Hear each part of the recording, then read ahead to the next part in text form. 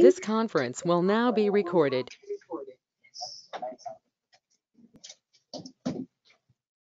I think it's recorded. All right, it's 6 o'clock. I'll call the meeting of Planning and Zoning Commission to order. If everyone will rise, we'll have an invitation. Dear Heavenly Father, thank you for this day. Thank you for the rain. Thank you for us coming together. Hopefully, that our hard work, we can make a difference and preserve the future of this town. In your name I pray. Amen. Amen. Pledge allegiance. Pledge allegiance to the flag of the United States of America and to the republic for which it stands, one nation, under God, indivisible, with liberty and justice for all. Thank you. All right. I need a motion to approve the agenda. Basically, the agenda is a public hearing. I have a motion and a second. Any discussion? All in favor say aye. Aye. Any opposed, no. Motion carries. Minutes approval for July the 6th, 2020. You'll have a motion to accept the minutes for July 6, 2021. I have some edits. We need a motion first. Yeah. I'll move to approve.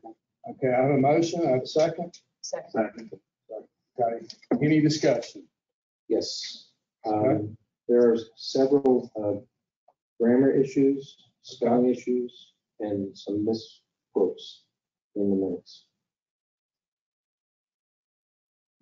And they're numerous. Okay. Should I go through some of them? You There had are sent I noticed you had sent a copy of changes via email last week to Sherry or our town clerk. Were those changes implemented into these minutes?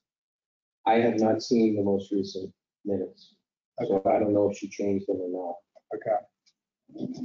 That's why I thought there was a request for the minutes to be printed out for us, and I was hoping that would happen. I didn't get a copy. I got a request from someone to ask if the packets were going to be available. It was email correspondence. Okay, I might have missed it during the course of being over here earlier. But what we sent out, what we sent out with the packet was the most recent thing that we had available to us, because the clerk is out of town, I believe. Mm-hmm. So I don't think that what's there will show any updates or any changes. I'm not noticing it, just from my memory, what Scott had said in his email to Sherry, at least the last line did not get fixed. Right, and I think that that's what we originally were sent out. That's what was originally sent out. And she's been out of town for at least 2 days, so I know that no changes occurred. I know that the changes were lengthy. What I would suggest maybe is between now and the next meeting, you circle back to her with your changes, verbatim changes, and then we will maybe go back and do it in September. Instead of you doing this all over again, you know what I'm saying? Okay. And that's okay with you. Sure. I wasn't sure exactly what the process was, and if the grammar and spelling and the misquotes were Can we program that you worked with, or if it was discussed with somebody before we actually received the minutes. And that's what I was just questioning. Right. And because nobody wants to be misquoted, especially if it's completely opposite of what. Well, I think the you said. intent was, I The got it. intent was incorrect. I got it. So if it's okay with the motion and the second to rescind that, we'll come back and revisit this minutes approval in September. Yeah, I'll Would that be okay? rescind my motion and So I move that we defer the minutes approval to September. That So would be that good. the town clerk can make the corrections requested. Thank you. Mhm. Second. Any other discussion on deferring the minutes to the next meeting? All in favor, say aye. Aye. Aye. Any opposed?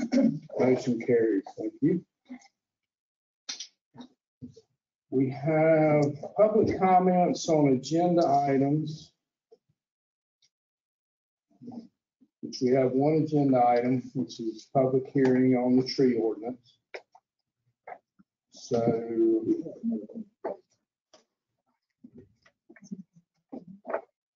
but you also have time, you will also be able to speak after Carol's presentation, so. Seeing none from the public, we will move on to the public hearing. Carol, will you give us a summary basically of what we got, where we're at, where we're going? Yes, I'd be happy to. Thank you for the opportunity to come in front of you. Again, Carol Coleman, welcome our Regional Council of Governments, acting as technical support for your planning staff and the town of Surfside Beach. So in your packet, we sent out a planning commission issue paper. What I actually did was took the decision memo that we sent around to council before first reading was scheduled, and I've added a paragraph to it, retitled and added paragraph. On July 13th, 2021, town council deferred first reading of the proposed changes to the tree ordinance so that planning commission can hold a public hearing to allow for input from the community. Below is the text of the issue paper as town council received it for your review. We will discuss it again and include information from the public hearing and any resulting changes you send back to council if that is the pleasure of the planning commission. So having said that, well, just to give you an overview, May 4th, we began discussion of the tree ordinance. Originally we looked at what the existing ordinance was. And then I kind of went down what I would refer to as a planning rabbit hole. I actually went back into the archives for the planning commission and the town council, all the way back to the year of my birth, 1963. Oh, what a night. So some of these things that I looked at actually predated me, but everywhere I found any mention of trees, tree preservation, or anything else, I printed out the agendas, and I also got the minutes that corresponded to that to see if I could find anything that we were going with. So that's how far back I researched this before coming back to you. Ultimately, I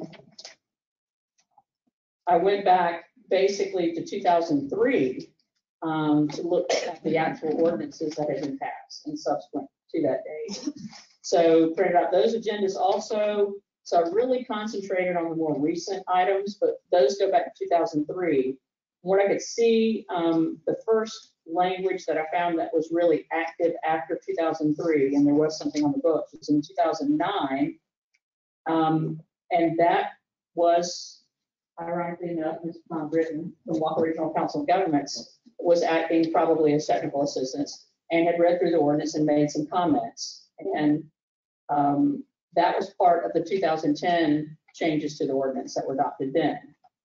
So after that, I think, as the chairman said, we did pretty well here for about 6 years. And in 2016, discussions started coming up again about changes to the tree ordinance, to tree preservation, and things along that line.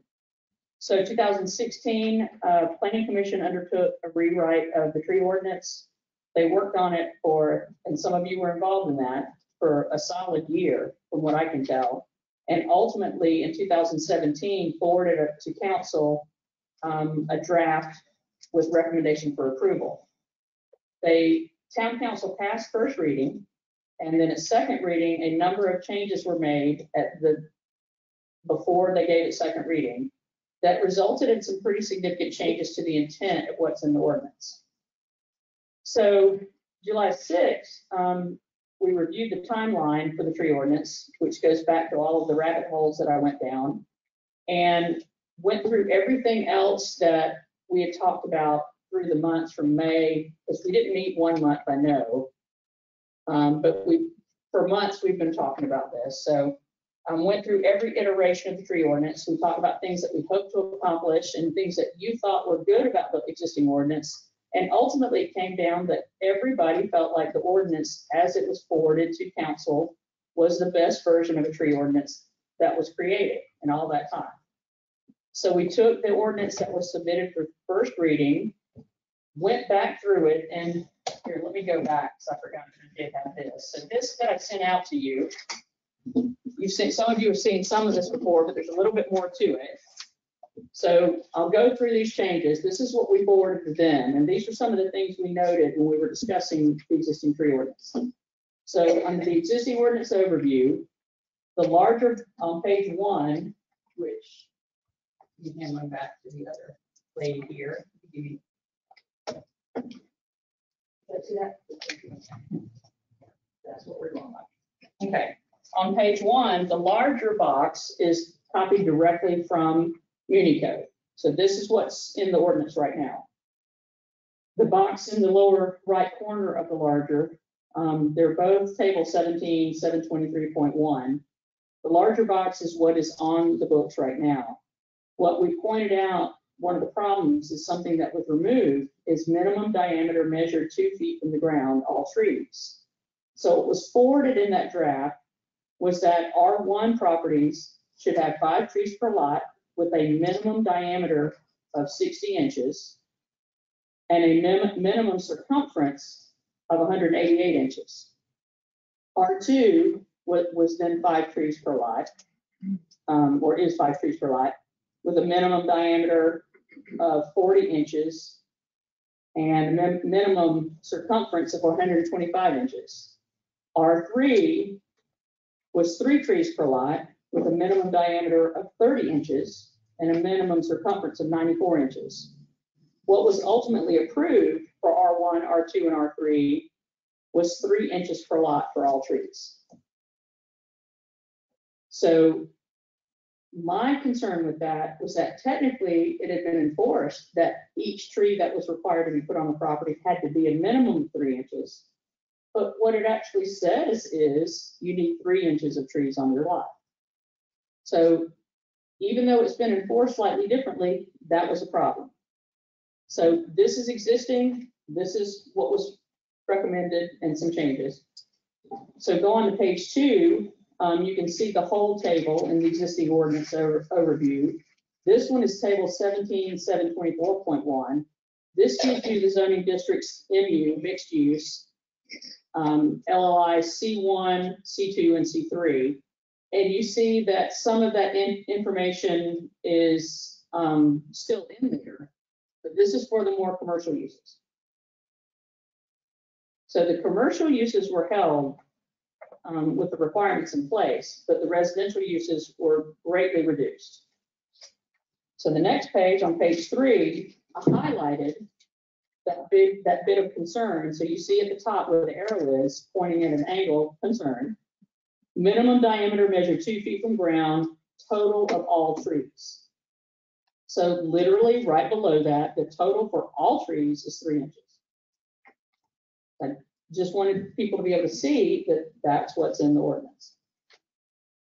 So then page 4, I put a larger version of the box that's in the inset on page 1. So and for the different districts throughout it. So you can see what was forwarded in first reading, and then this is edited for what got approved in first reading. This is what council changed. This is second reading approval. So this table right here is second reading approval. Page 4. Pardon? Page 4? Yes, page 4. Thank you. Trying to make it easy, not trying to be difficult, but This is helpful. so Let me just stop you right there real quick. And if you read this, 3 inches is the minimum required. This is all that's required on the lot.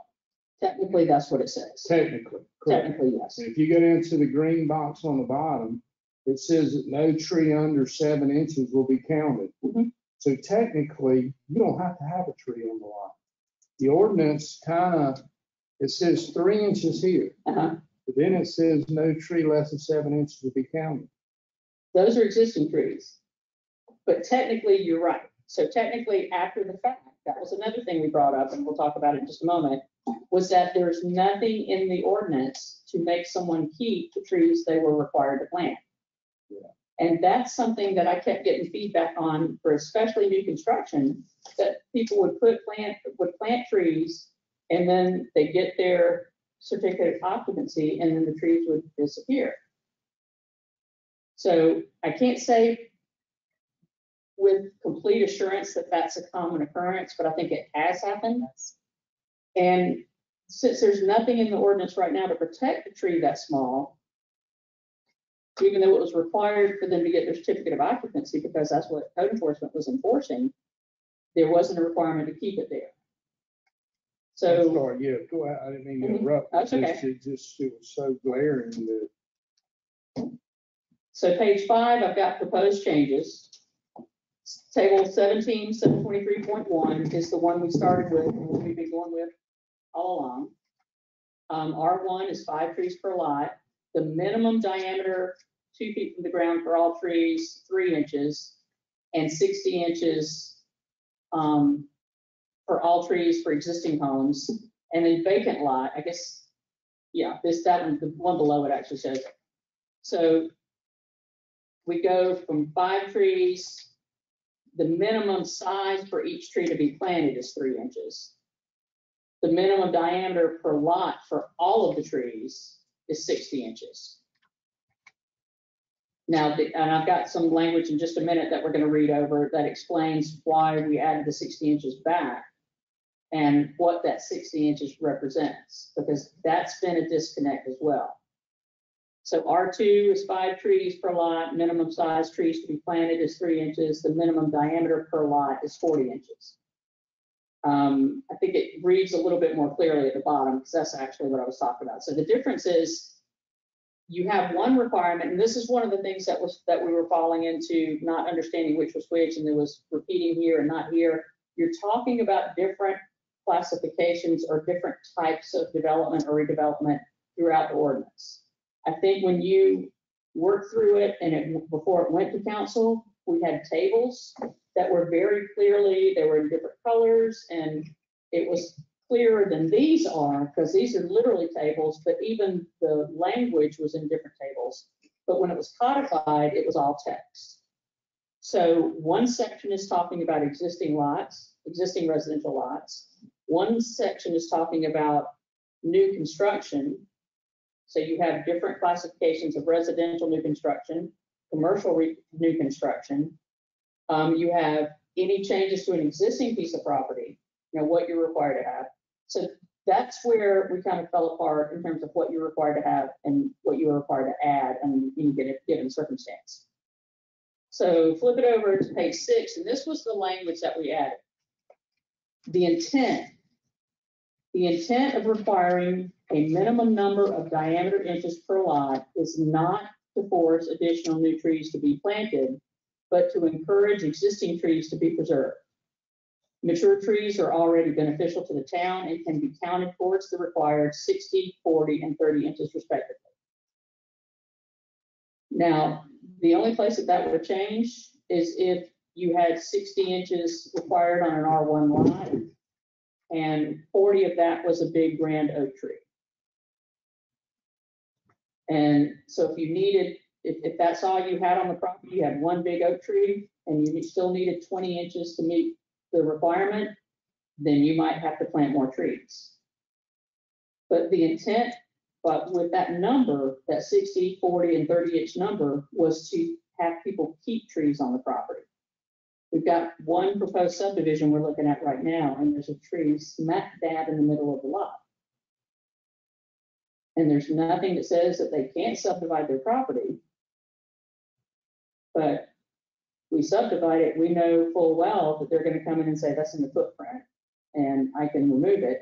And there are more trees on the property. I'm going to go look at the rest of it anyway. But there are more trees, but there's one smack dab in the middle. I think you'll find a precedent for that just a few years ago. Mm-hmm. Almost identical. Yeah. So developing vacant property, this is the thing we were just talking about with the 7 inches. When you read that out, this is something that we added with what was forwarded for first reading most recently. Note, this is below one of the tables. For the purposes of administering this section, no tree less than 3 inches in diameter shall be counted in order to satisfy the minimum number of trees per lot, nor shall the diameter of such tree be counted to satisfy the cumulative inches required per lot. The minimum inches per lot is the sum of all qualifying trees on the lot. All measurements are made 2 feet from the ground. Now, the reason we pulled it down is because you will have trees smaller than that if it's a completely undeveloped lot. You'll have volunteers, you'll have everything that pops up. So they can take those out. But if they need to count trees, we figured we stood a better chance of maintaining trees and preserving existing trees if we lowered that from 7 inches to 3 inches. And that gives us something to say that 3 inches is now a baseline, and they don't need to remove anything if it's less than 7 inches for any reason. Well, I think one of the reasons too, if you start counting trees at 7 inches, Mhm. we talked about this before, Mhm. then you're required to have 9 trees. Mhm. If you don't start Oh, you counting. could, yeah, if you don't give them You credit, could have 30 Yeah. trees on your lot, they don't count until they get to 7 inches as far as your cumulative amount. that's a That's lot one of of the trees. reasons why we went to 3 also, is where you can start counting. Give credit As for it. you can see in my makeshift examples over here, and I'm an artist, as you can see, that is a 7-inch tree, which is approximately 30 years old. And there's a 3-inch tree that's approximately 12 years old. I've got a Japanese maple in my yard that after 15 years is not much bigger than that. Yeah. 7 was unrealistic. Yeah, it didn't make sense. So 7 is not given enough credit for what's out Right, there. I agree. And if they've made it if they made it that far, then you're losing a lot more than you would with a smaller tree. We also defined replacement tree a little bit more. A replacement tree shall mean any tree planted in order to satisfy the requirements of Division 2 tree protection. A minimum circumference or diameter must be met. A replacement tree shall not be removed due to its size without prior approval by the Board of Zoning Appeals. So if you were required to put a tree on that property with your site plan to get approval, you can't just take it out unless you ask the BZA.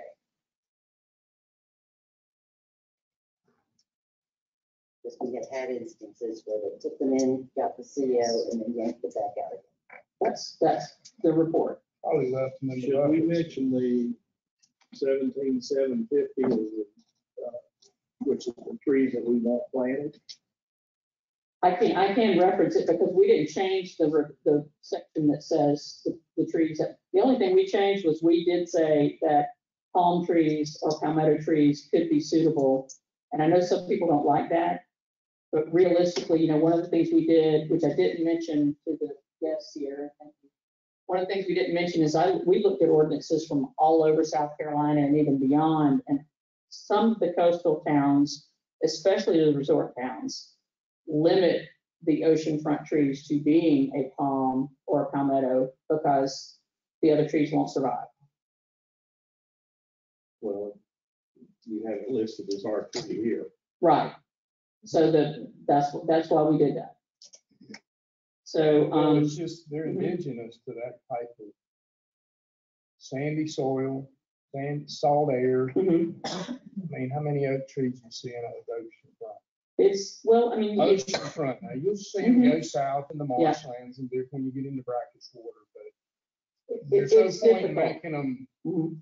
plant an oak tree and you know it's gonna die, or a maple tree or a hickory tree. We know that the palmetto trees and the palm trees will live in R3.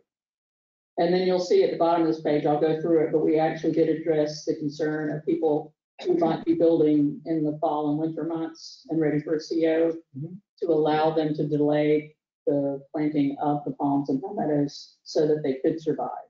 Because it's a challenge if you put them in before you have freezes and especially in hard freezes, which we don't get a lot, but we do get some, and that can make the difference. 'Cause the thing that I think that concerns me the most about the palms and palmettos that we get is some of them have been out of the ground for so long by the time they get here. And you're already at a challenge to, keep them, but once they've been on a truck or on a yard stacked up or whatever for months, it can be, then by the time you put them in the ground, they're not going to make it anyway. And some of them you can see when they're put in the ground are pretty much gone. And I guess some people hope that they're going to come back out, but I've seen too many of them that don't. I'm not saying here, I'm saying all over the coast. But new residents from the north wouldn't necessarily know any better. Right.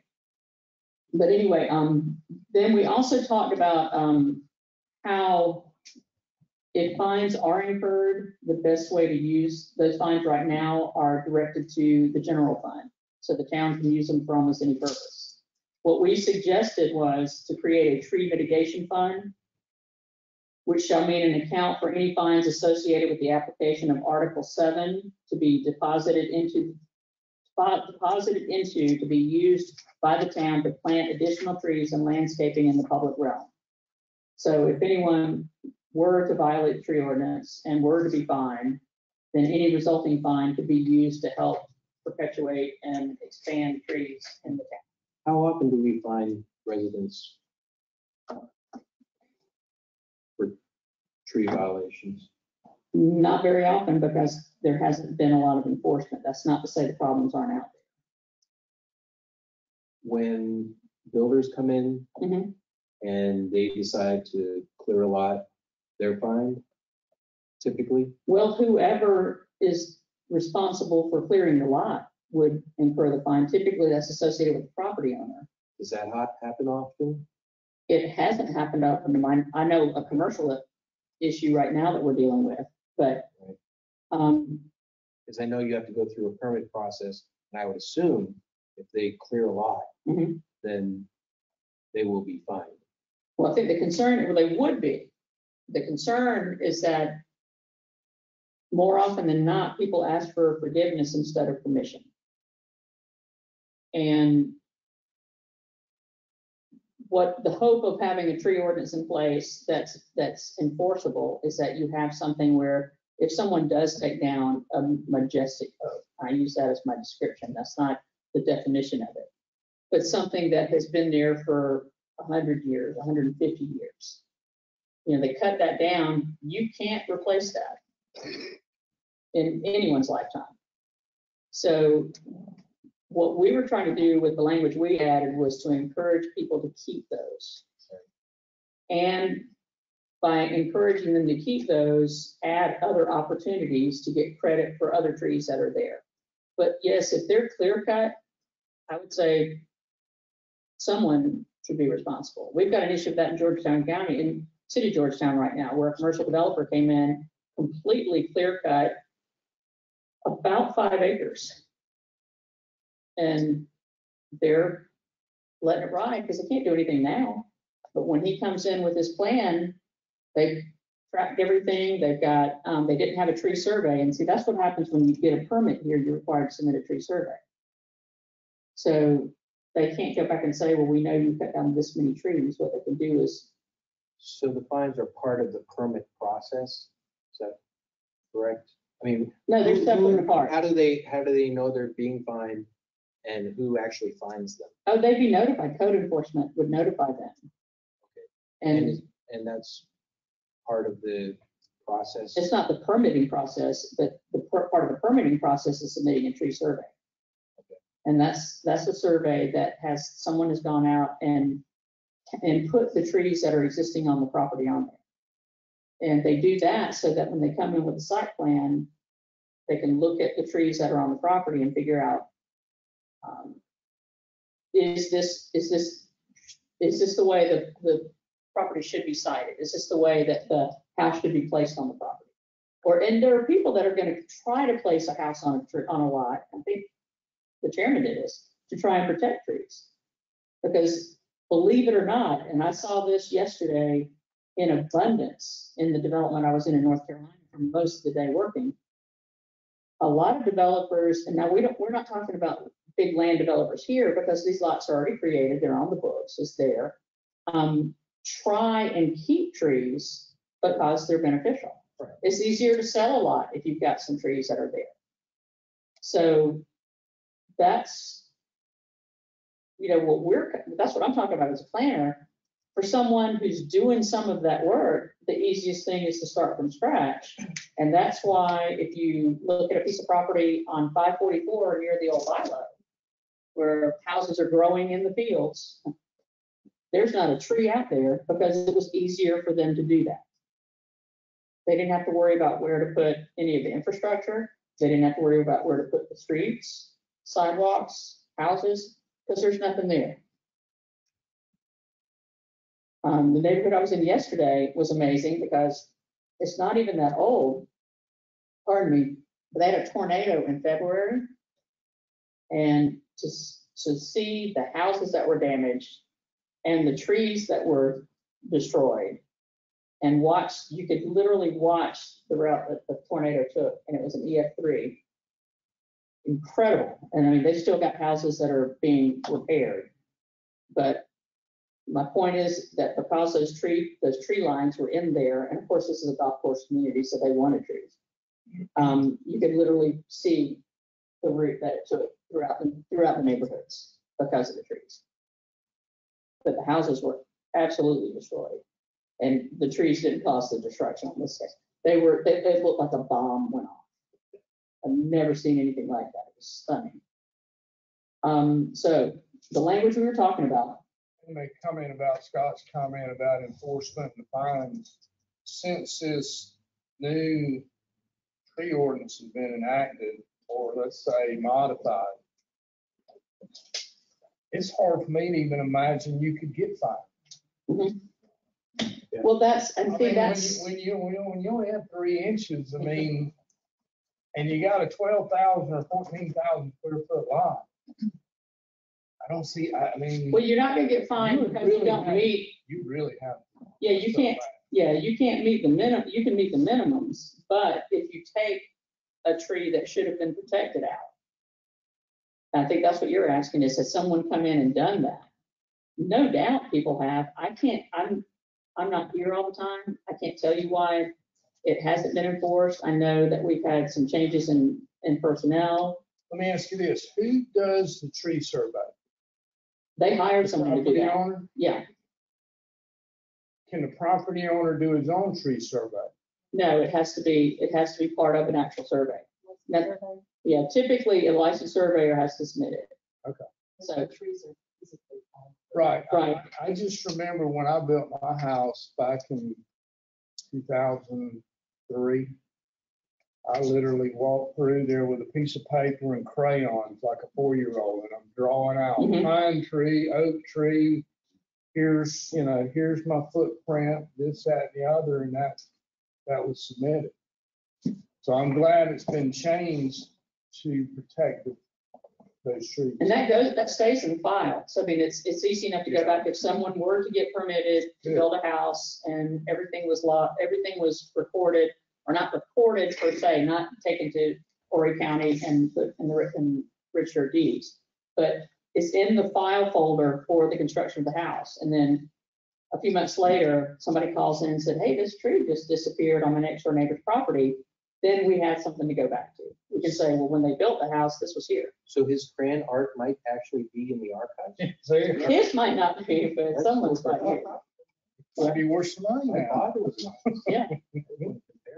But in order to effectively protect trees, we need an enforceable ordinance, and we need staffing of code enforcement officials. We've been many times without any.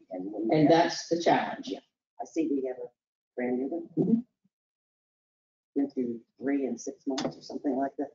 At least. Yeah. Just is our point trying, and you made that point, trying to preserve the current trees.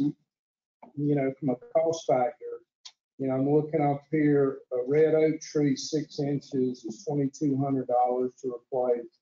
A bur oak is $2,300 to replace, on and on and on and on. So it makes sense to me.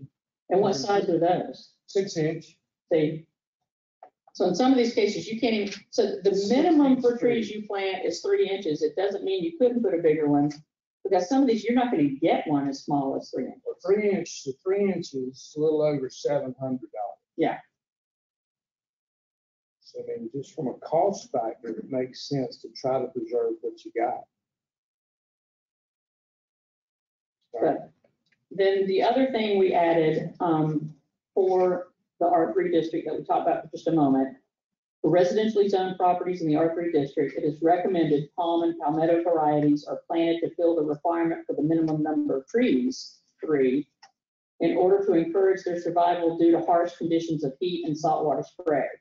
Due to their inability to thrive if planted during winter months, a planting plan may be approved with new construction with a delayed planting schedule for palms or palmettos of up to 6 months. This will allow construction to continue and certificates of occupancy be issued without delay. So if you're building in the off season, which a lot of people do, and you're near the ocean front and your plan for your 3 required trees is to put in palms or palmettos, you can get approved with your planting plan as long as you go back and fill it. So you could still build your house, you could still get a certificate of occupancy and move in without having those trees in place, but based on the time that you get your permit, that permit, we'd have to keep a flag on it to say that we got to go back out and make sure they put the trees on. This is all hoping that we have a code enforcement officer who has time to follow up, Yes. which has not been the case. And then I just added on page 7, this was when we did a discussion before. Yes. Let me get back real quick. Mhm. You made this an R3. If the house is in R2 or R1 Mhm. and it's completed in December or January, if there's the same, If they're planting a palm or palmetto. no, they're planting a oak tree. Well, oddly enough, I in mean, South if you're- Carolina, the best time to plant a tree like that is in the winter months. Well, I guess what I'm asking, Mhm. if it's a tree that's, if your house is in November and really the best time to plant the tree is May, Mhm. are they going to be given the same consideration Most trees, as the they're- R3? Yeah, most trees arborists aren't gonna tell you to plant in May.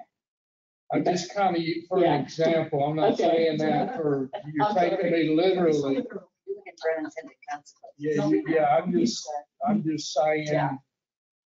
if Mhm. it's a different district and it's not the right time to plant the tree, We can are they change, going to we be can, given the same we consideration? can add language similar to that, yes. I mean, Okay. that's up to you, but Okay. keep in mind that, as it was pointed out, that might add to some of the enforcement, but I think it could be accomplished, but Just realistically, just from an operational standpoint, Mhm. how realistic is it that they are going to be able to go back and check after somebody's moved in after closing? it's administratively, it's not great, but it's a better option. And I mean, if people want to put the trees in, they're gonna put the trees in. And in some cases, they're gonna do it because they don't want to pay somebody to come back out and do it. So in some situations, and Tina can back me up on this, in some situations with these tight lots, they're gonna put a palm tree in the back corner or palmetto tree back over here. Once everything's done, they got fences up, they got a pool, everything else, they're not gonna be able to get to those things as easily. So they may go ahead and opt to put them in, and if they survive, fine. If they don't, they'll deal with it. But I think the language, we should add something that if the trees that are required to be planted don't thrive, that you have to replace them. And that's that's kind of where we were with it. So that's where I was coming from. All you were required to do is plant it. Yep. And that's why I But, said they that. could plant the palm tree and not order it and say, hey, I planted it. So, And see, that's the problem. That's been, and I'm not calling out Surfside per se. I've had this problem with requirements for in overlays, especially where we require additional landscaping to look better. It's beautiful, but if the commercial business does not maintain them, what's the point? One of the first things I did when I came here was look at a piece of property, and it had been vacant for a while, and they've been required to add to the planting, and because it had been like I said, been vacant. I said, yes, you can operate there, but you must replant these shrubs and you must bring this up to the current code. And they did it. But because if you're not following up with any of that, then it's for naught. But I digress. That's not really the tree ordinance, that's landscaping. I think any tree that's planted needs to survive. Mhm. And then you have some kind of language that. Yeah. I mean, it needs, I can tell you it doesn't happen. Oh, I know it does. And I know, like I said, I can't say with complete assurance that people take trees out regularly. I know that after I started helping out here, I went to one location to check the landscaping to make sure they met it, because it was that tight. And I went by the same house 3 months later, and the cool little tree that I took a picture of to prove was there was not there. So what do we do about that? That may be, that's drive-by zoning. That's what I call it. That's when you see it because you're familiar with it. Otherwise, unless you've got somebody out there, I mean, we talked a little bit about about a tree survey. I talked with the chairman for Tree City USA, or a tree inventory. It may be that you may want to suggest doing a tree inventory to get a real baseline for what's here. And that involves getting volunteers to come out with you and basically breaking the town up in a grid and trying to count and identify what trees are out there. That was actually done in 2005. And that's basically, it's probably the Tree City. Yeah. It was probably required for the Tree City qualifications. Well, the whole ordinance was written back then based on what we needed to do to become a Tree City USA. Which you still are. That's why it was, there was no tree ordinance until we had some insightful council people that I served with, saw the importance of protecting our trees. And that's kind of how it started. And the fact that some people realize that once they're gone, they're gone. Yeah. So the trees, you still are technically a Tree City USA. If it cannot be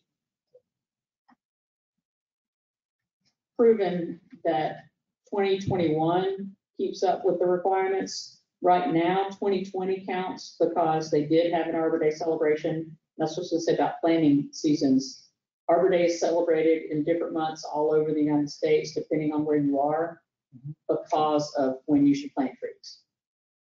So obviously in Kansas or in North Dakota, you're not going to have Arbor Day in December.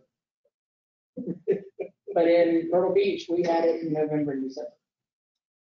Because that's the best time to plant.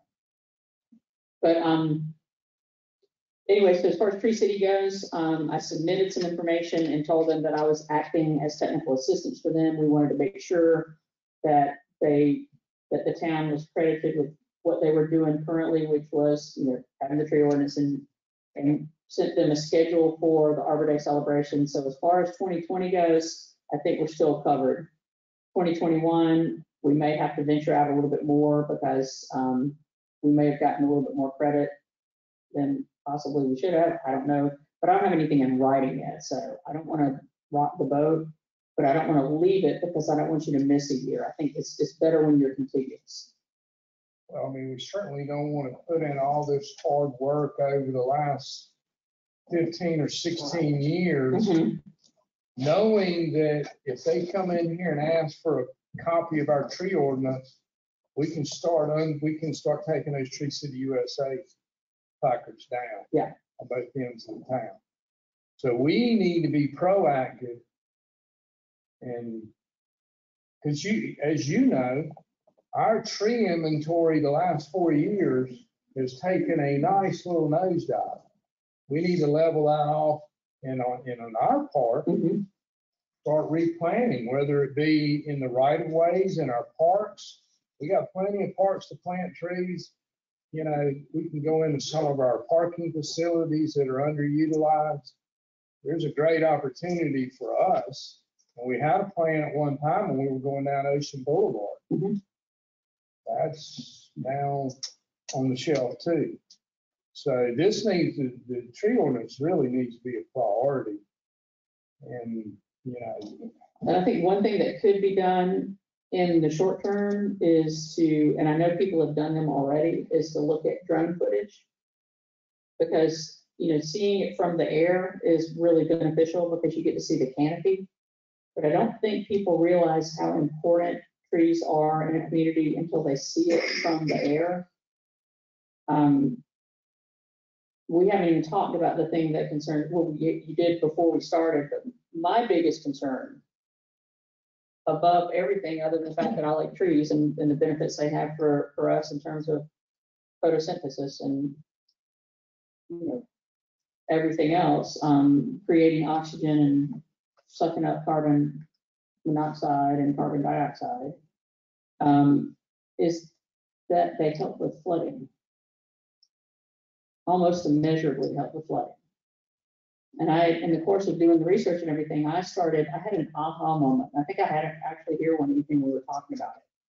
That, because we were talking about clear cutting, and I've been doing this for over 20 years.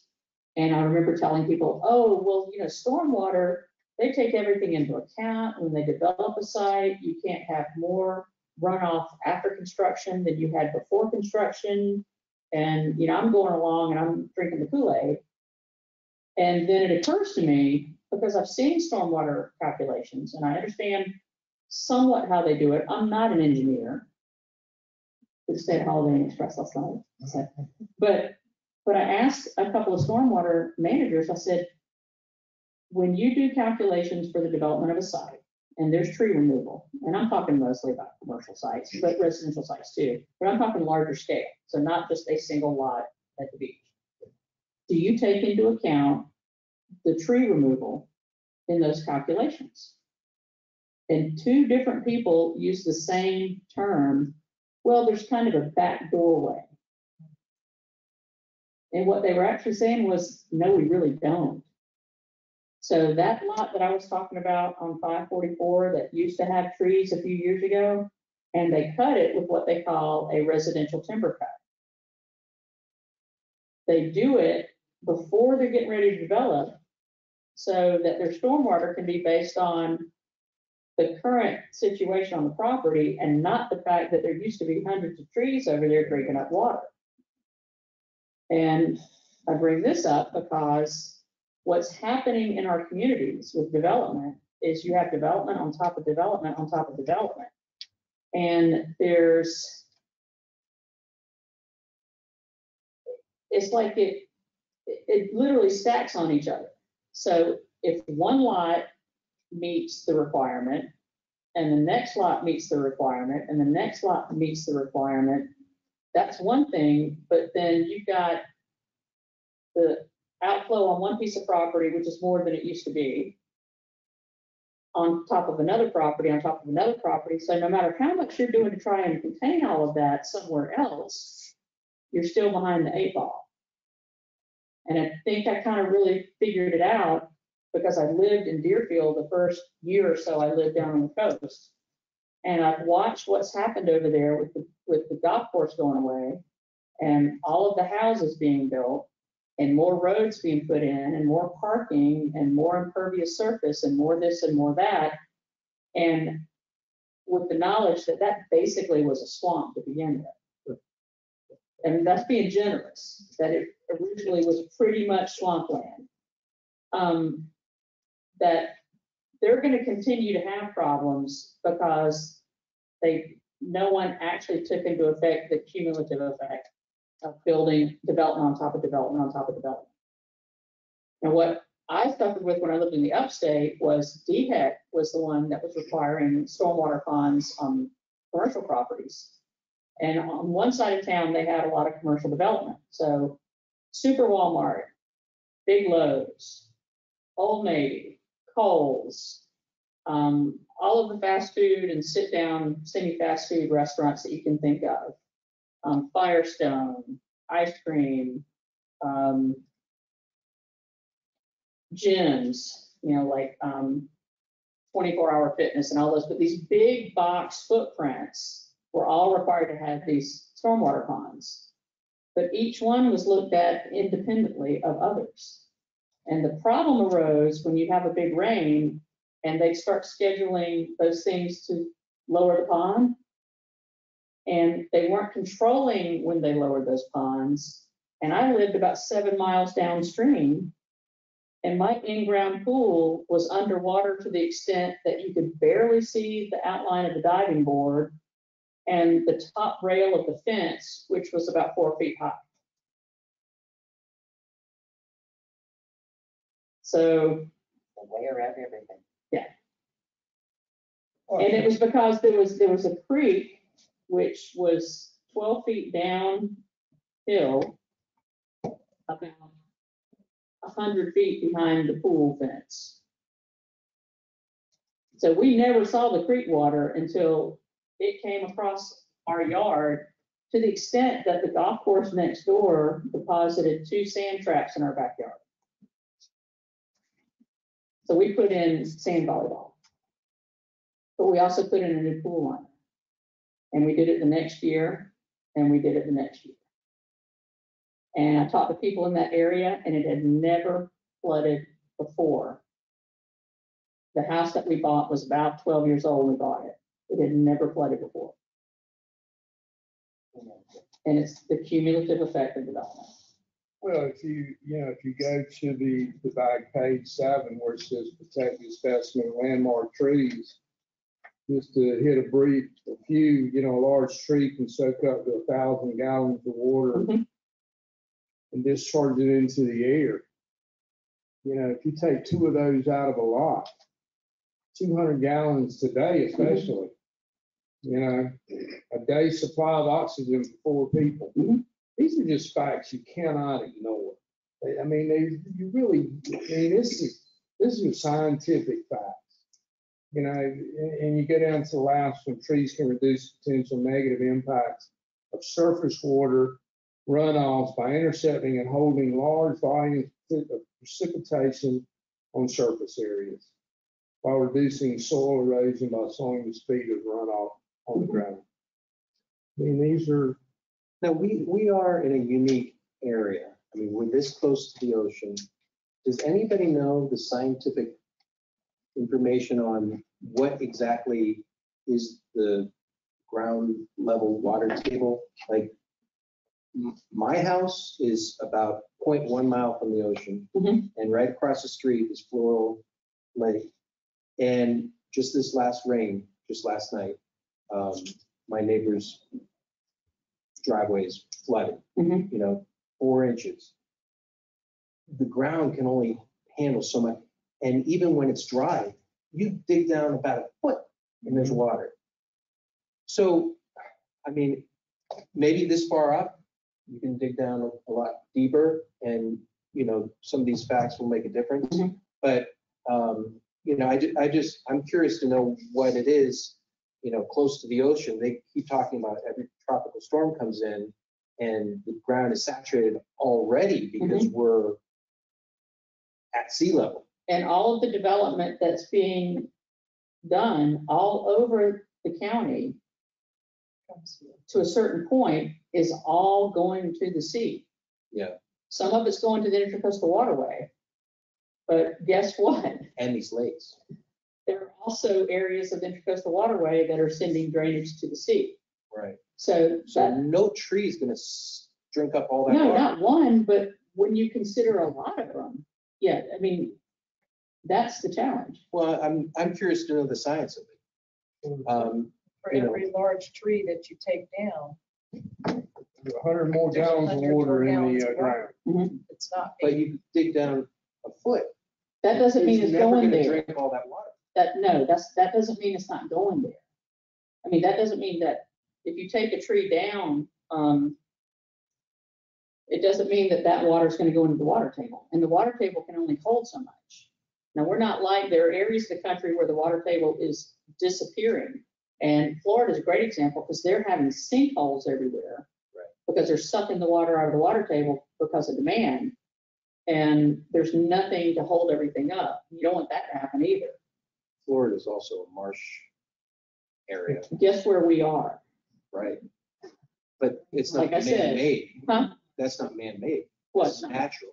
What's not? The marsh, the inlet. Not just the In marsh, Florida. remember that description I gave you of what Deerfield was before it was developed? No, that's Horry County, Right. That was, basically a swamp. right. So when you read old literature about this part of the country and you read about, we laugh when we were kids, we'd read the ghost stories and this person got caught in quicksand and, like I read the little meme that says, when I was a kid, I was led to believe that quicksand would be a bigger threat than it's turned out to be. But it really wasn't necessarily quicksand, it was probably fluff mud. And if you've ever been caught in fluff mud in the marshes or anything else, you can appreciate it. But we've changed the topography of this entire area because and that was interesting to read in the 60s, the minutes from the meeting, people would come in and say, this is so different than it was when I first came here when I was a child. And I mean, that was when I was this big, literally. And so, I mean, we've added to it, and they're putting all the pavement. No matter how much, I'm looking at South State Bank, my bank, one of my accounts, no matter how much landscaping you put on a piece of property like that, it's not going to take care of everything that's being diverted from what used to go into the ground. Now, I'm not saying we shouldn't have any development. Yes, we're going to have development, but we got to be smart about it. And one of the things about being smart is let nature do its work too.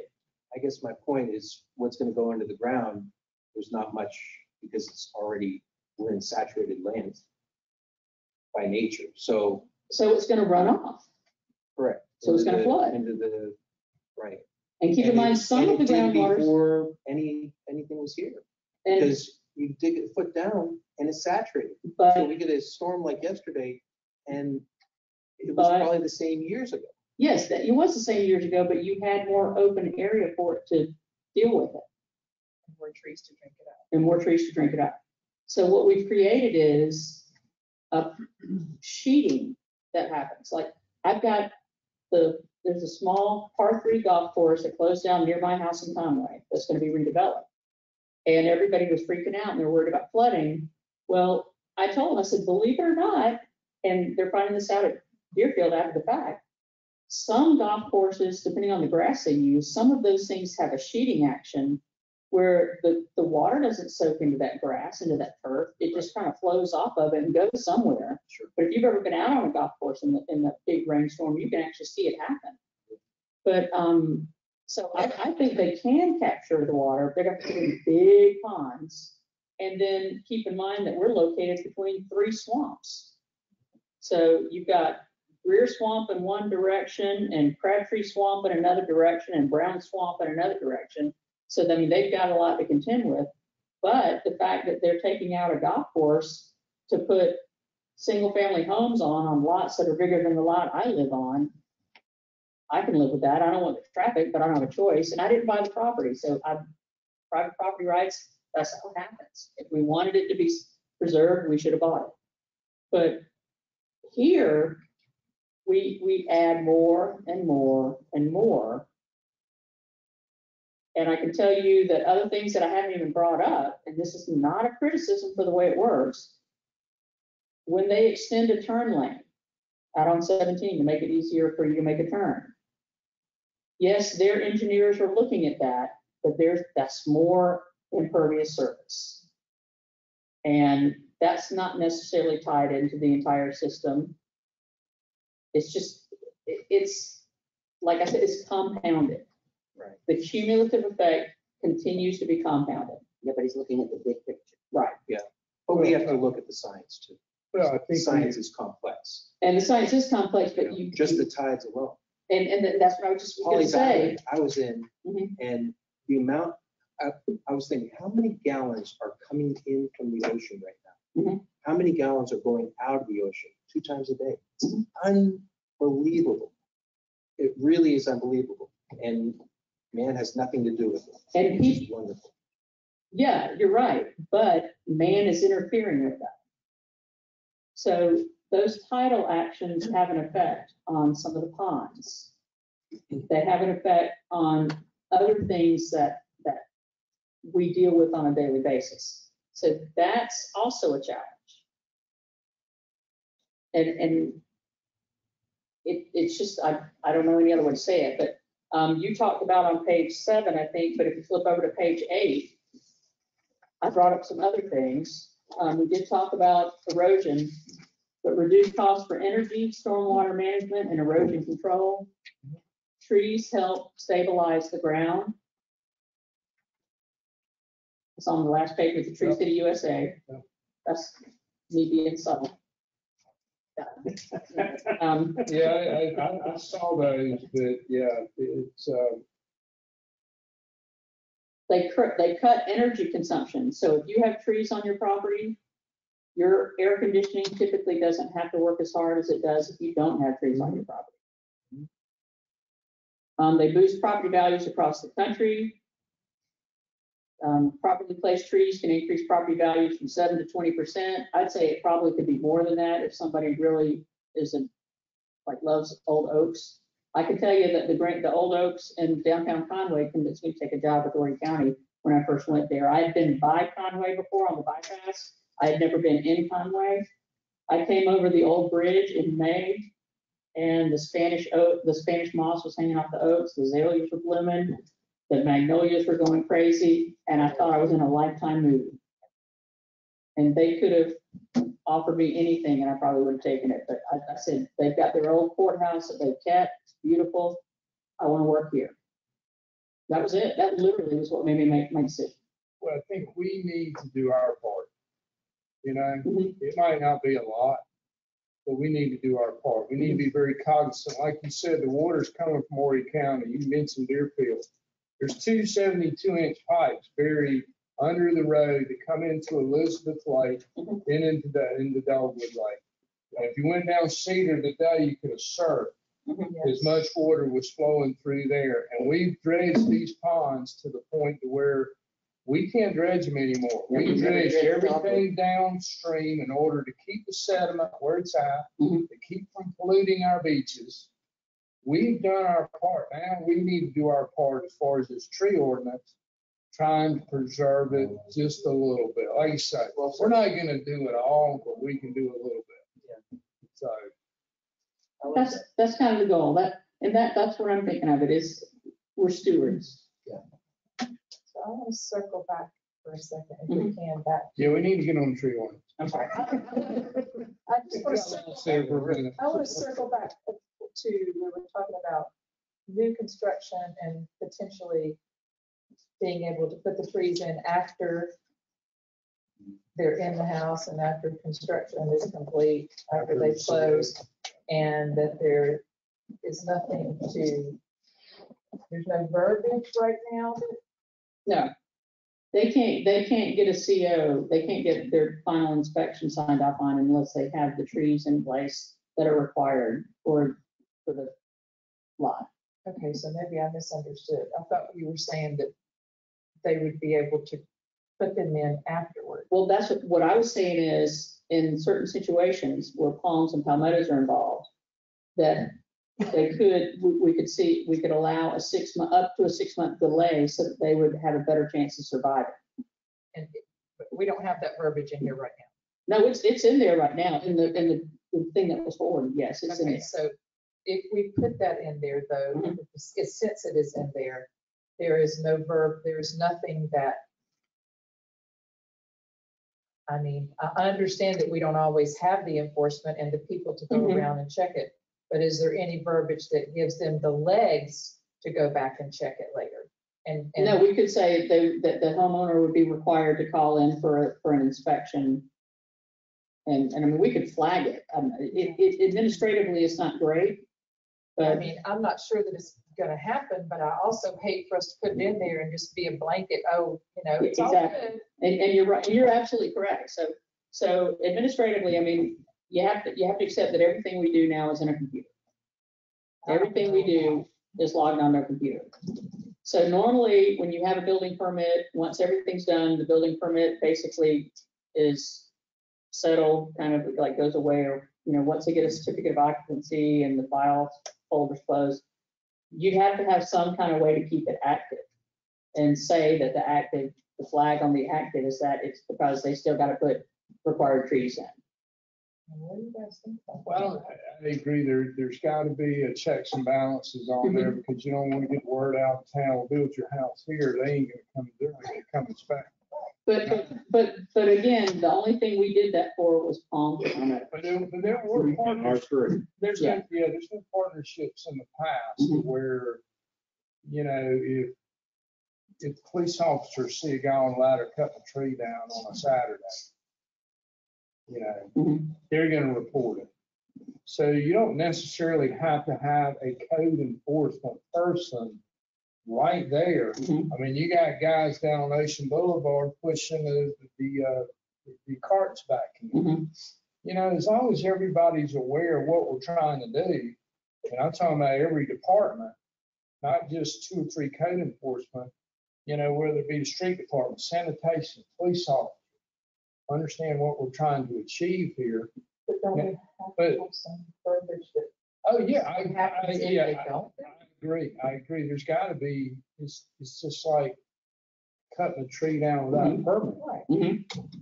To me, it's no different than not replacing a tree that you were We can required say to that- replace. Yeah, that if they fail to meet the requirement within that time period, then they're subject to, Whatever fine is applicable to that kind of offense. give them notification or, you know, I mean, there's no So- doubt you give them if if notification. someone goes in there and says, you haven't put in your palms and your palmetto trees, they're gonna.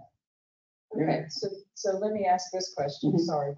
No, you're good. No, you go And ahead. Let me that's ask a good this point. That's a fair point. then. If we, so let's just say how, we're in the process. So their builder builds their house. The builder says, oh, it's not the right time to put in the palm trees. You can put them in after, you've got to put them in after closing. Whose responsibility The is it homeowner. going to be? Whose responsibility is it going to be to inform the homeowner that it has to be done? That's enforcement follow-up. Code enforcement. Is there such a thing as a temporary, Temporary CO. yeah, Yeah, and the CO, and that's one way to flag it, is that if you issue a temporary CO, then it's only good for a period of time. Typically, temporary COs are tied to things like landscape. Can they get financing on a property although if it's just a temporary CO? Is that an issue? I don't know. I think they could. Yeah, I think they could. I don't think anybody's gonna challenge it. I mean, what are you gonna do at the end of the temporary CO that you wouldn't do from an inspection standpoint? I mean, we could give them a temporary CO, but what's the difference in flagging it and going 6 months later? Well, I mean, What if you, leverage do we have with a temporary CO? nothing except for that's a way by which, if we tie it to, if we set it up that Something that way, will kick out of the system. that's what I meant. If we flag it so it comes up, Different kind of flag. then it would be a reminder, and if they haven't put it It's a in, then- yellow flag, Yeah. not a red flag. Okay, yeah, okay, so I'm good with that. and they want a green flag. Okay. There long just as it has to gets- be, I mean, I think Yeah. the idea of it is great. The reality of it, though, is Well, I what would is my say concern. the other side of it, from my standpoint, if I'm a homeowner and I've had someone build a house and I paid for 3 palm trees, which is, this is laughable, because the idea of me being able to have a house on the beach, hysterical. But if I paid for those trees and by God, they're gonna be there, I mean, if I'm the homeowner, I'm gonna follow up on it, but that's just me. I was gonna say, that's that's the difference between a homeowner and a businessman that's renting that house. He doesn't care what's there. Mhm. He wants the house. Yeah. That's all he's interested in. That's not completely true. I mean, you know, I rent houses and I really care about what's there. And I care about how it looks. I care about the environment. So, you know, I don't, the blanket statement, if they don't care, I disagree with. Respectfully. I'm looking at it from what's going on in my neighborhood.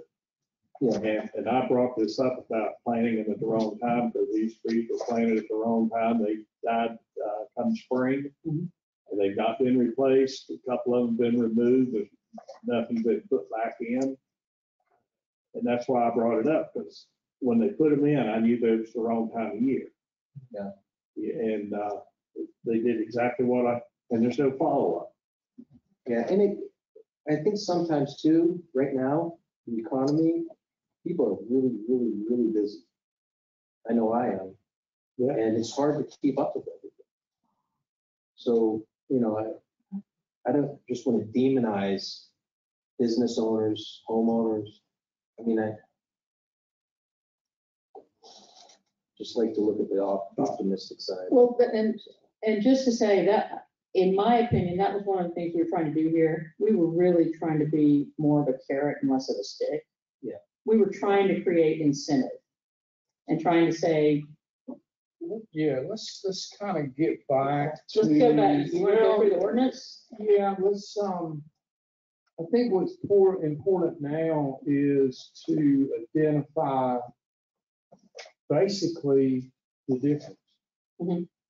What was there, what are we proposing, what do we want to change? And I think we've talked, and you've been through these charts from going from 3 inches to 60 inches. Instead of counting at 7 inches, now we're at 3 inches. Couple of grammatical errors to where we're measuring not from 2 feet out on the limb, but 2 inches on the limb. So if we look at, like, we were tasked to look at this ordinance. Mhm. We weren't tasked to rewrite this ordinance, because the ordinance itself has been in really good shape until 2017. This is my opinion. When it was modified in 2017, it's what we have gotten now with the clear cutting of the lots. To me, we just go back, change it back the way it was approved for first reading in 2017. And then all of a sudden, second reading, there was just a master plan. Not sure what happened, but what I see is just going back and making these simple changes. Basically what was enacted in 2004. I want to show you one thing. When I talked earlier about what was originally done with the drafts for that ordinance for 2017 being done in table form, beyond just the tables that we talked about this evening, this is what I was talking about. So you can see at the top, and I'll show them this in just a moment too, zoning permits required if you're an owner of existing residence, an owner of commercial property, or involving development of vacant property, redevelopment, pool, or a major addition. And each one has a column. And all of the information that is now identified in the headings in your ordinance was in columns like this. So you could see at the top in the blue, all of that information was there, and it was easier to follow. I think that's. So you just look at the top. I think it's a great idea just to implement in that with what we have. If you just want to go a simple index, here it is. Yep. And you don't want to read all the. And I don't know if it got codified, it changed significantly as it got codified or what, but it went from during the drafts of it, I realized when I was looking over and reading through them, I was like, wow, this seems clear. But ultimately, when it got The approved. Planning and Zoning Commission in 2017 feels the same way we feel today. I completely agree with Sammy. I think that our message to council is we feel Planning Commission got it right at the time of council's first reading in 2017. And that's the message we sent forward a couple of weeks ago. And then we get this oops technicality that we have to have a public hearing. Now, there was no input at our public hearing, and we have no business item on tonight's agenda. So for the record, I think that if I understand correctly, what we're doing this evening is basically just reaffirming what we told them last month. And in fairness, and I didn't read this well enough when they did schedule the public hearing at the council level. The ordinance does say that public hearings for text amendments shall be held at planning commission. But they were trying to push it forward, and they wanted it on the first agenda, and that's how it ended up that way. That's how council makes mistakes. And in fairness too, I think that the changes that were made at second reading were somewhat of an afterthought because of someone who may have misinterpreted what the intent of the language was. The language that said you had to have a minimum of this many trees on your property and you had to have a minimum of this many inches on your property was interpreted to mean that the trees you plant had to be this many inches. You're being awful nice, but there were 6 other people there that could have spoken up. It just sat there, and some of these are very smart people. So I'm gonna have to respectfully disagree with you. I'll second that. But I read the minutes and there was a lot of discussion on the tree ordinance, and then it was like, all of a sudden, when they got to the point where they were ready to make a recommendation, this came up and they were like, okay, strike. And so what got approved was completely different than what they looked at. They made knee-jerk changes to many months of work by planning commission. So, I think with this hour and 15 minutes, we've covered this pretty good, and we're really kind of, basically talking about the same thing that we had the last 2 meetings. So the fact that this is a public hearing and we have 2 citizens here, I really don't want to keep them too much longer because we could sit here and debate this for another couple of hours. There's a couple of things I'd like to say, Sam. Somebody said, well, how come you can only put palms in R3? No, you can put them other places. They just don't count as one of the 6 trees. Right. And then the other was, we talk about common trees. Well, we don't care about common trees. It's the same description for landmark, or not landmark, but protected and, what's the other word? Anyway. Specimen, yeah. I just think that we would really rather just do whatever they want with a common tree and replace it with one from 1750. Now we goes through the size and this, that, and the other, and that you can replace a common tree with a common tree. Well, I don't know about anybody else, but I don't know what a common tree is. It's a tree. Not otherwise identified. And if I'm gonna go buy a tree, I can go to that list and buy one of those and put in, and I'll be home free. But if I want out my property, I don't know if I have common trees or not. The only common tree that came to my mind was just an old scrub pine tree. Sweet I gums, couldn't think of Yeah, another. sweet gum. sweet gums, basically anything that's not on that table. We ought to outlaw gum And trees. there's a lot of them on that table, so. That's what always been referred to as a common, anything not listed on that Okay. table. Well, but do we want them to put that back or put one of these that we list? Oh, we can't tell them. I'm with you. If you take down a pine tree or a gum tree, I think I would like you to replace it with an oak tree or a hickory tree or a maple tree. Yeah. I don't want to see Something that from this same gum list. tree back. No. I have another of those gummy balls in my backyard. They usually put back on They don't feel good on your bare feet. No.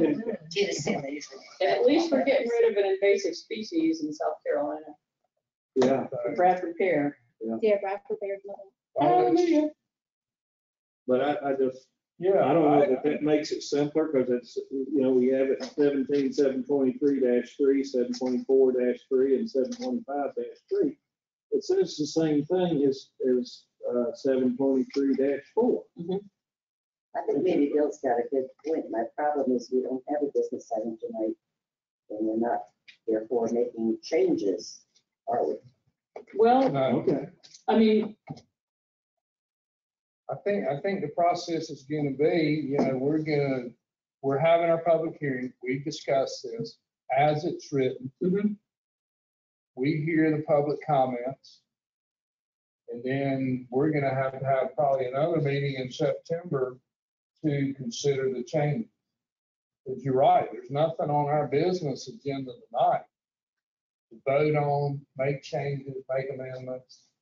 So if we do nothing tonight, it stands with council as we like it the way, thanks for the public hearing, we like it the way it is. Mhm. And then I think there's some good ideas for changes, but that's another action another time. Yeah, It's another meeting. so I can craft some language for some of those items. Well, I think you understand kind of where we're at. Not for this go round. And my understanding, and this is what I told the chairman, my understanding was they were remanding it back to planning commission to hold a public hearing. We did. That you've already made a recommendation for the drainage. And our recommendation stands. Yeah, we haven't changed it, obviously, now that there's a few things, and we might get some more comment. What I would like to do now is open this up for public comment. I don't want to assume anything any longer. We kept them for an hour and 20 minutes. I haven't spoken to this language for quite a while. You'll have to pardon me. This is Lynn Legacy. I don't know if you'll keep a record. Address. 520 10th Avenue South, Thank you, ma'am. near what is now the notorious corner of 9th and Hollywood. I think some folks asked me about it earlier.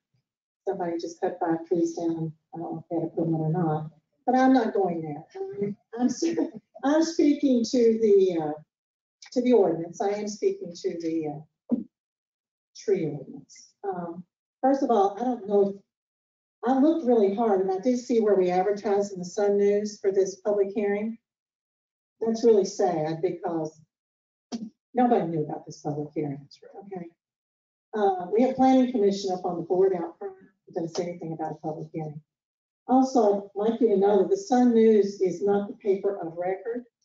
It should be done in the Myrtle Beach Herald, because no one's going to ever pick up on the fact that we probably had a public hearing here tonight, because the public record is at the Myrtle Beach Herald. So I don't know if that's going to make a difference or not.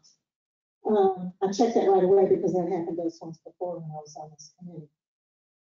The other thing I wanted to talk to is this committee, I know, will be writing a comprehensive plan next year. 22 is 10 years now. You all get to write another comprehensive plan. That comprehensive plan has like 4 things in it. And a lot of it has to do with what we're talking about with our tree ordinance, because the Tree City USA is part of, through the Arbor Day Foundation, a large part of the comprehensive plan. It wants you to have a community forestry program and an Arbor Day observance. Of course, we talked about that. They want a tree board. Okay, so I'm thinking possibly, and this is just for the benefit of future planning, and it also wants that tree mitigation fund. I know that's been brought up. We talked about that so long ago. I thought it happened. I didn't pay attention. It doesn't happen at some point. Well, at some point, we need a line I item. think it did, and it was changed. Yes. Well, it needs a line item. Our general fund is like a slush fund. Much like the parking meter fund. Oh, okay. Oh, okay.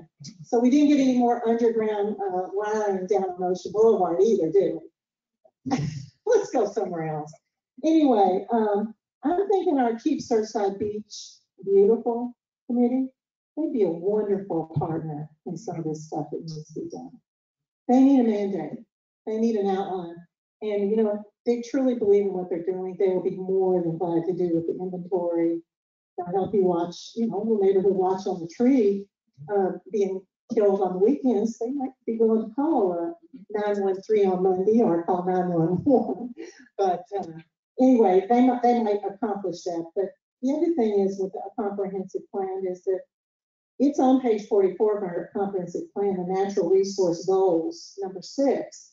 And this is very important because it says right here, and this goal is maintaining and encouraging planting and retention of trees. The whole goal in our comprehensive plan is in that. So it says refine the tree standards, which you all are doing a very nice job. I just wanted to give you some refresher here to keep you aware, you know, stay the course. Don't little minimize it.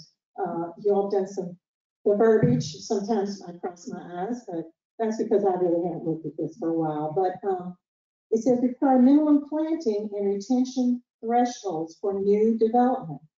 Well, I think our minimum thresholds are fair. And I stood up in front of council and said, you know, you should replace hardwood with hardwood. That's not hard to put in there, and it's not hard to accomplish. If they're gonna buy an expensive tree, they can buy a live oak. They're about $500 if you get them in a good place and have them planted at the right time of the year. Increase the staff's ability to identify significant trees and species in order to assist property owners. Well, you know what? Keep Surfside Beach beautiful. I think they would love to do that. Identify significant trees, and we know what they are. There's a chart right there. And you all just brought up another chart. It doesn't have to be easy to read because there's a lot of repetition in our ordinance under certain titles like R1, R2, R3, C1, C2, C3. Well, it just repeats. And a lot of the good things that you all have done here and brought up, particularly about mitigating, people need to pay. And it's in the comprehensive plan and it has been in our ordinance. You know, if you cut down a live oak and it hasn't been approved, you can pay up to $10,000. I kind of like that. And it should be in the mitigation fund. And that fund should be used not just for public areas, but maybe we can afford to have an arborist in town. That would be an official individual that work with planning and zoning, help with the inspectors, and they could go around and really help with the inventory. I was on that inventory committee. It wasn't hard for me because I knew what trees, what they were. But for some people who volunteered, they enjoyed it. They really liked it, but I never knew what happened to it. But I think they were trying to decide whether the town could help people with their easements, you know, and so forth, and get a tree inventory that way. Let's see what else. New public projects incorporated in use native planting. Some people turn their nose up at the myrtles and little trees that were here before, the junipers and little trees that were here when the wind swept them and they looked like the ocean themselves.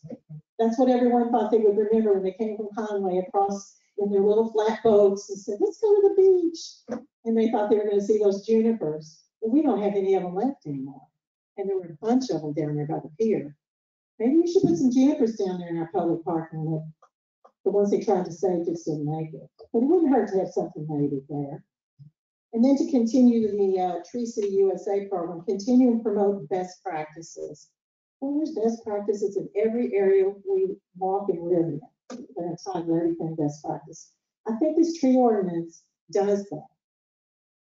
But the inspectors and the planning commission and this commission, they need help. And there are people who would help. And we do have people in place that could do that. But it wouldn't hurt to have that mitigation fund pulled out and have a line item that says tree mitigation and assign some value to it. And let people write those tickets. And this whole business about going back afterwards and checking to see if the tree died after 6 months because it's planted at the wrong time or the wrong zone. My golly, you know, put a little pop-up on your computer screen. It'll come up red. Just say, somebody needs to go back and look at that, even if it's a police officer just driving by and then he'll tell planning and zoning people. Come on, people, you know, this is 2021, I think. But anyway, it can be done, and it's not too harsh.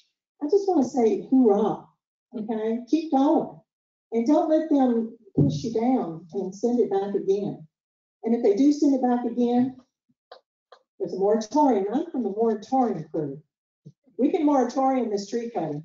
That'll stop the development, and the money will stop flowing, and people will definitely listen. We don't need to develop what few lots are left or clear cut any more lots until we get a tree ordinance that works. And we abide by our Tree City USA, and I think, Dan, you have a good grasp of that. I have some notes about that, but you know, I even commented to someone, we're just going to take those placards down, the Tree City USA, because we're not doing it. We're not doing it. We can budget all we want, and maybe even squeeze a little truth out of it, but there's plenty of people. And if that Keep Surfside Beach committee is serious and they've got family members who want to help, I think they need to be included. I didn't really want to speak to each and individual little thing because, like you said tonight, this is a public hearing. But I do want to let you know, I wouldn't have known about this had someone who is in a place to know about these things had not told me about it. I wouldn't have been here. And I really don't think this is fair to count this as a public hearing. People care, they do, and they would have been here. It wasn't on the marquee. It was advertised sort of okay, but in the wrong paper, which I don't think people really catch that. It's just a record of, you know, public paper record, but it was kept way, way down the bottom of the totem pole. So I don't know what to tell you all. I haven't been here for a while. I'm talking to these subjects, but it does get me upset. And like I said, if they don't like this one and they haven't cut enough of it out and made it easier, and they send it to you again, just send that moratorium around back. Thank you all so much for being here and working on this. And I didn't want to speak to the individual issues because you don't want to grasp at that. So thank you. Thank you. Thank you, Ms. Wilson.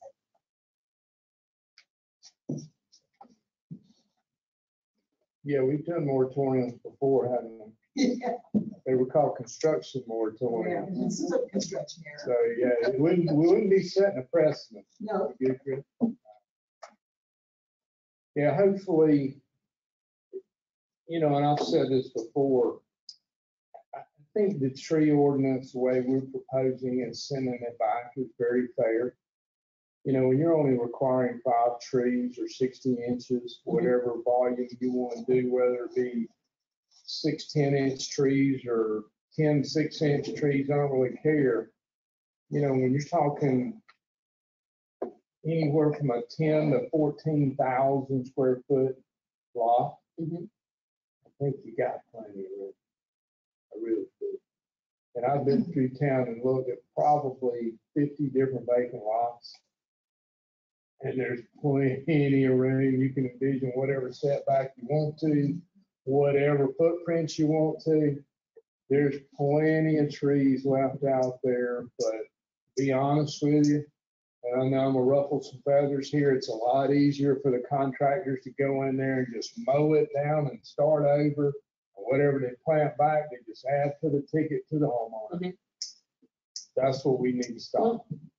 And I'm sorry, I mean, I didn't So completely interrupt you, that's my piece from the commission comment. I'll open up commission comment. I loved your input. Thank you very much. I cannot stand the fact that we clear cut lots. I've got several around me. We've got one. The building's so big, I don't know that there's any room to put a lot. And it's in the R1. I mean, put a tree. I don't know how that happens. I don't know what the preliminary was, but this house is so big, I don't even know that it has 10 feet on either side of it. So, and if it doesn't, there's no room for a tree. But I was very disappointed when I found out they changed it at the second reading. I did not catch it when they did it. And that's why we have all this clear cutting, and I just needs to stop. It's not good for a town. It's not good for our environment. But thank you. I'm going to repeat myself. I said this 2 months ago. But if this town wants to protect its trees and keep all their benefits, the town's going to have to staff the effort. No law is going to protect our trees if we don't have the will or the ability to properly administer it. I think council needs to show us some of that will rather than theory that checks boxes and gets us assigned to set trees. Let's show we're serious. We can start by, we show we're serious to town council, and let's see if they're serious. That's all I have.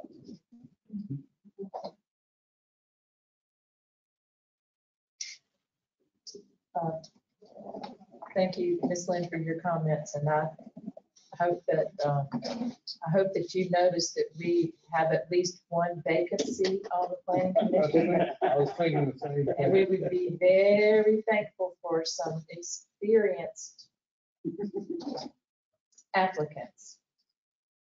So, but thank you for your comments and for the work that you did when you were on the planning commission on the tree ordinance. But I know that you guys put way more time into it than we have. I'd like to also thank you for your comments. I agreed with what you said, that it would be nice to have a more diverse crowd here. You know, that we had 3 people from the public show up is kind of discouraging, disappointing. I think there's a lot of people that have pretty passionate beliefs on both sides of things, and I think also, it'd be nice for people to understand and be educated a little bit on this matter. I don't particularly agree with wanting that it's okay and be happy to fine people $10,000. That's my, but I grew up poor, so $10,000 to me is a lot of money. But thank you for your comments, and thank you all for understanding a differing point of view, and thank you for at least respecting a different viewpoint. And I did learn a lot, and I try to empathize and understand a different perspective. And I do know that Surfside Beach is about 2 square miles, and it is unique. And so some of the laws that we have to pass have to be unique to this area. And so, but I appreciate and respect you all. Yeah, it's okay to disagree. Absolutely. I mean, that's what healthy debate is all about. Yes. Hearing somebody else's opinion with an open mind. And I think that's some of the problems that we have, is not having an open mind when we're making decisions for this town. We've got blinders on, and we don't care about what your opinion is, because your opinion's wrong and you're an idiot and I'm not listening to you. That's wrong. And I think we're different, and I appreciate what you say. And I think it makes us stronger. absolutely. Miss Lynn, I'm glad you were here. I know when I was on council, she didn't always have nice things to say, so it's nice. It's nice that I got some pat on the back today. But it's funny that you mentioned Keep Surfside Beach beautiful. I spoke with Tabitha yesterday. We had a long conversation about how to make Surfside Beach better, how to promote Surfside Beach. So you're exactly right. There's some energy in that committee. So she told me, please let her know whatever I didn't mention planning and zoning, so I'll surprise this will be a surprise for her. I don't know about committee members on wandering around on private property. No. Oh, that is not been fun. And they don't necessarily have to worry about that when you do a tree inventory. You can walk down the street. And that's why I said one of the good things we have available to us now that wasn't as, like I said, drone footage. You've got better aerials than you had back in the day. It's easier to see what's out there than it was before. Carol, do you have anything else? No, I do want to thank you for bringing up the comp plan, and I will tell you that I've spoken with the administrator about that. And we were looking at a schedule because it was approved in 2013. That means the revision or the new one has to be done in 2023. So if we started on the beginning of 2022, we could easily have it done before 2023 rolls around. So if they decide to go with the COG to work on it, we'll be ready to go. Yeah. But I do appreciate you bringing it up, because that's even more reason to consider it. Yeah, and the fun thing about this, Ms. Lindsay, is we've been talking about this tree ordinance for what, 3 months? And you have doubled the occupancy. Chris has been here, I think, every time. He's been the only person here, and we've been discussing it. And I said before the meeting, I was hoping we would have a packed house here tonight and hear people's passion. They didn't know about it. I'm telling you. It's on the webpage. No, it's not on the calendar. Your planning commission, but not that it's public here. I'm sorry, I mean, It makes a difference to some. yeah. They have to look at planning commission to find. Yeah, well, this public hearing was not notification. It Like I was, said, someone put a bird in my ear, I would be here. well, I'm glad you're here. And I Thank you. appreciate everything. Thank you for everybody's help. And I will adjourn the meeting. Yes, that